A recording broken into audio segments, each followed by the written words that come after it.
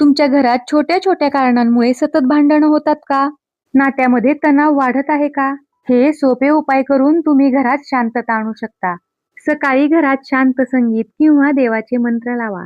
घरात जर नकारात्मक ऊर्जा जास्त असेल, तर घरातील सदस्यांमध्ये दुरावा निर्माण होऊन सतत भांडणे होत असतात.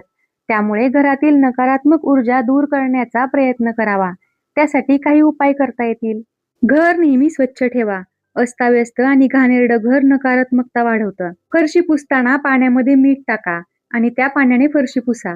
एका छोट्या वाटीत खडे मीठ घ्या आणि ती वाटी बाथरूममध्ये ठेवा आणि दर 8 दिवसांनी ते पाण्यात सोडून दुसरे मीठ तिथे ठेवा. कापराच्या सुगंधाने सुद्धा घरातील नकारात्मकता नष्ट होते. त्यामुळे भीमसेनी कापूर घ्या आणि त्याचे 4 तुकडे घरात 4ही दिशांना ठेवा. त्यामुळे घरात सकारात्मक वातावरण तयार होते. घराचा दरवाजा स्वच्छ असावा. त्यावर हळद, कुंकू आणि गोमूत्र यांचं मिश्रण करून शुभ लाभ, स्वस्तिक अशी शुभचिन्हे काढावीत. सकाळ संध्याकाळ देवघरात आणि तुळशीसमोर दिवा लावावा. घरात मोठ्याने बोलणे, आदळापट करणे, नकारात्मक बोलणे ही एक अशी चूक आहे जी अनेक लोक नकळत रोज करत असतात. वास्तू ही तथास्तु म्हणत असते.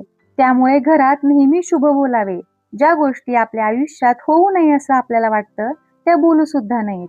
घरात एकमेकांवर मोठ्याने चिडचिड करणे थांबवावे. शांतपणे बोलण्याने नात्यांमध्ये प्रेम वाढतं आणि होणारे गैरसमज टाळले जातात. हे उपाय करा आणि पहा तुमच्या घरात आनंद कसा नांदतो.